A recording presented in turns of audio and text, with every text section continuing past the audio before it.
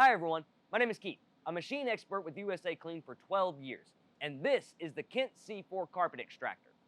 In this video series, I'm going to show you some general maintenance that you can do yourself to keep your machine running at peak performance, and it'll help minimize the cost and need of sending a service tech. We need to replace a broken on-off suction switch. Super simple, this is how we do it. So the first step is we have to remove these 4 Phillips head screws holding the operation panel to the machine.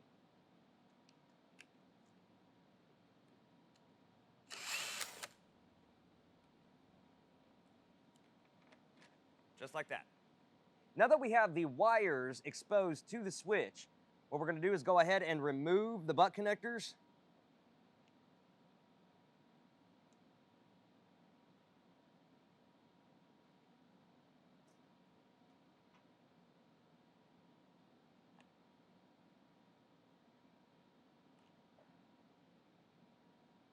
And squeeze the sides and pop the switch out. Just like that.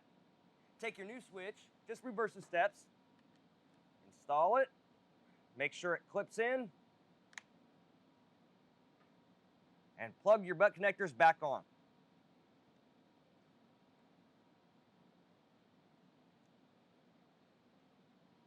Just like that. Last but not least, I'm going to go ahead and insert the panel back to the machine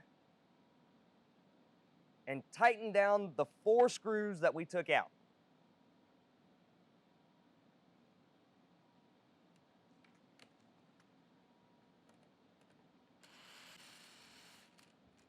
Just like that, and you're done.